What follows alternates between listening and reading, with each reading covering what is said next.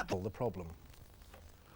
It's a sight that's become all too common on Britain's urban streets. Home is a cardboard box in the shelter of a covered doorstep, and increasingly it's the nation's elderly who are being reduced to sleeping rough. The government believes up to 5,000 people over the age of 50 live and sleep on Britain's streets. Campaigners think it could be twice that number. Help the Aged's research has revealed a catalogue of appalling cases. We found a woman of 90 last winter, in sub-zero temperatures, who was living in a cellar. I think that's beyond the capabilities of most of us to imagine. It must be sheer living hell. This hostel in South London is a refuge for the local homeless population, providing a warm bed and a hot meal for those with nowhere to go. Although popular with the young, however, older homeless people seem frightened to use the facilities. A lot of the older homeless people will have been spent much more time on the streets. That means that they're often more isolated. They fear coming into a hostel like this. They're not used to it, they're not used to the environment, and so that makes it more difficult for them to come in and then to settle in a place like this. It means the elderly homeless stay homeless longer, finding it harder and harder to escape from a life on the streets. It's rough, yeah. It's hard. Not too bad in the summertime, you know. But the winter time, it is hard, you know. Winter laundress, kill a couple of hours.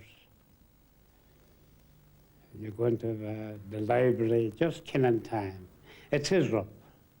Help the Aged's new campaign aims to get the elderly homeless off the streets and into real accommodation. The 6-year initiative plans to create 5,000 emergency hostel beds across the country. Without them, retirement will mean a life on the pavement and in the gutter for thousands. Chris Roberts, ITN. And the main headline again, more than 60 tourists are reported to have been killed in Egypt by armed terrorists who ambushed them in the Valley of the Kings. There are no reports of any British tourists being involved. And before we go, a story that'll either tickle you pink or make you see red, depending on your attitude to Barbie. That's certainly the case for the residents of Ash Street in Salford, because every wall, door and even chimney pot has been painted the plastic princess's favourite shade. John Taylor explains. You can paint the town red, but who ever heard of painting a whole street pink? This is what the 70 residents of Ash Street in Salford woke up to this morning. Each one of their terraced homes have been painted the colour of lurid bubblegum.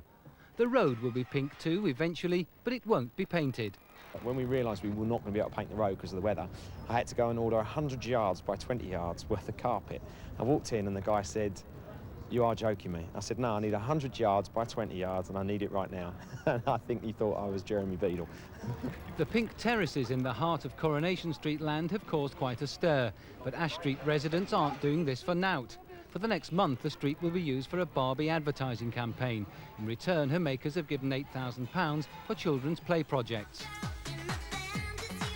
Look out for a pink month. The current #1 is already raising her profile amongst doll buyers. Barbie's makers have promised the pink paint will be off by December the 25th. It had better be. Santa might be very confused. John Taylor, ITN. That's it from us. Join John Suchet